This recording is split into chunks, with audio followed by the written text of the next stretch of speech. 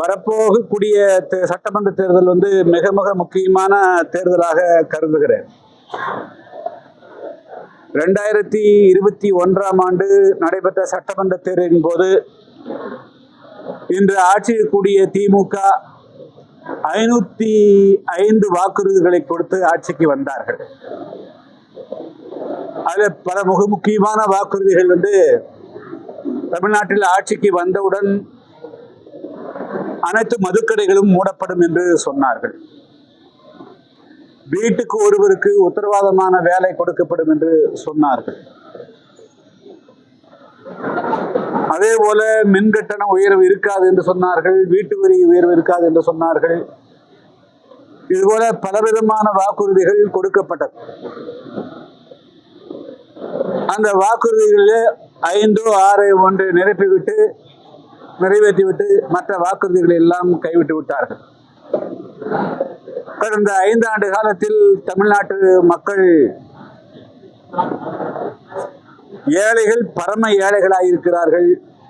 வசதி படைத்தவர்கள் மிகப்பெரிய வசதிக்கு சென்றிருக்கிறார்கள். எண்ணி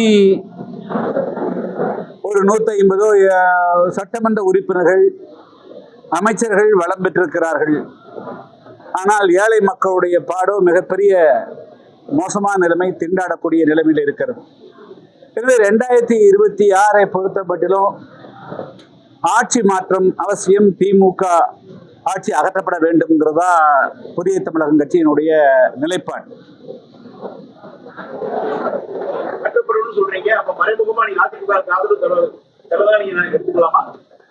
அப்படி எடுத்துக்கொள்ள முடியாது, எடுத்துக்கொள்ள கூடாது. நாங்க மறைமுகமாக ஒரு அரசியல் கட்சி சொல்ல வேண்டிய அவசியம் கிடையாது. தமிழ்நாட்டில் கடந்த 50-60 வருடங்களாக ஒற்றை கட்சி ஆட்சியிலே இருந்து மக்களுக்கு மிகப்பெரிய சலிப்பு ஏற்பட்டு விட்டது. மக்கள் இன்றைக்கு கனிமூல கொள்ள நடக்குது அப்படி என்று சொன்னால், ஊழல் மலிந்து கிடக்கிறது என்று சொன்னால், அது ஒரே கட்சி ஆட்சி முறை இருக்கின்ற காரணத்தினால்தான் இந்த ஊழலும் இந்த கனிமூல கொள்ளையும் வேலையில்லா திண்டாட்டமும் இருக்கிறது. தமிழ்நாட்டு மக்களுக்கு எல்லாமே சமமாக சென்றடைவே இல்லை. சென்றடைவுக்குண்டான அனைத்து கதவுகளுமே மூடப்படுகின்றன. சட்டமன்ற தேர்தலுக்கு முன்பாக நூற்றுக்கணக்கான வாக்குறுதிகளை கொடுக்கிறார்கள். வந்த பிறகு அவர்களை வளப்படுத்திக் கொள்வதில்தான் அவர்கள் முனைப்பு காட்டுகிறார்கள். தமிழ்நாட்டில் ஏழை எளிய விளிம்பு நிலை மக்களுக்கு அவர்கள் தொண்டாற்றுவதாக இல்லை. எனவே புதிய தமிழகம் கட்சியை பொறுத்த மட்டிலும் கூட்டணி, ஆட்சிக்கான கூட்டணியை உருவாக்குவதுதான் புதிய தமிழகம் கட்சியினுடைய லட்சியம். எனவே 2026ஆம் ஆண்டு சட்டமன்ற தேர்தலில் தெளிவாக வெளிப்படையாக தமிழ்நாட்டில் கூட்டணி ஆட்சி வர வேண்டும், கூட்டணி ஆட்சி மலர வேண்டும், அதற்கு தயார் என்று யாரெல்லாம் தயாராக இருக்கிறார்களோ அவர்களிடத்திலே புதிய தமிழகம் பேசும். அங்கதான் அதுதான் புதிய தமிழகம் கட்சியினுடைய நிலைப்பாடு. எனவே கூட்டணி ஆட்சிக்கான கூட்டணி இருக்குமே தவிர ஒரு சில கட்சிகளை யாராவது ஒருவரை கொண்டு அமர்ந்து கொண்டு மீண்டும் கையேந்தக்கூடிய நிலையை புதிய தமிழகம் விரும்புவதில்லை, ஏற்றுக்கொள்ளவில்லை. அது எங்களுடைய நிலைப்பாடு கிடையாது.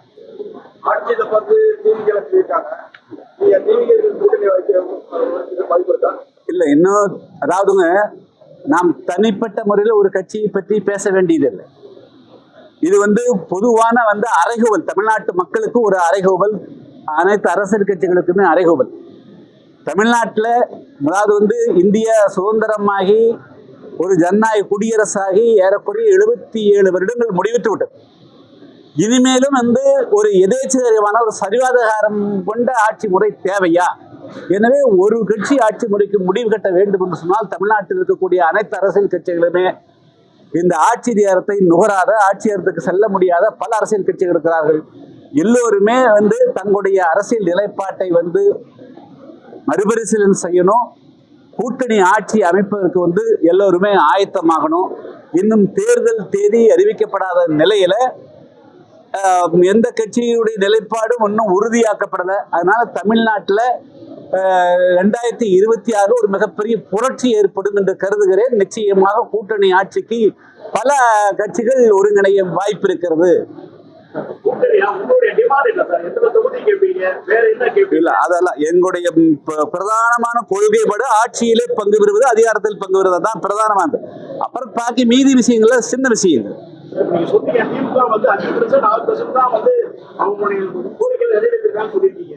ஆனா முதல்வர்கள் கிட்டத்தட்ட 90-99% வரைக்கும் நாங்க கொடுத்த வாக்குறுதிகளை நிறைவேற்றிட்டோம், அதனால நம்ம வாக்குறுதிகளை சொல்லி வாக்கு கேளுங்க அப்படின்னு சொல்லிதான் அவங்க வந்து மேடைக்கு மேலே பேசிட்டு வராங்க. அது வந்து தேர்தல் தேதி அறிவிக்கப்பட்ட பிறகு எல்லோரும் வந்து தேர்தல் கடத்துக்கு வருகிற போது வந்து அவர்கள் என்ன செய்தார்கள், என்ன செய்ய இருக்கிறார்கள் என்பதை வந்து நாங்கள் பட்டியிட்டு காட்டுவோம். இதே அறிவு கொண்டு நாங்கள் பேசுவோம்.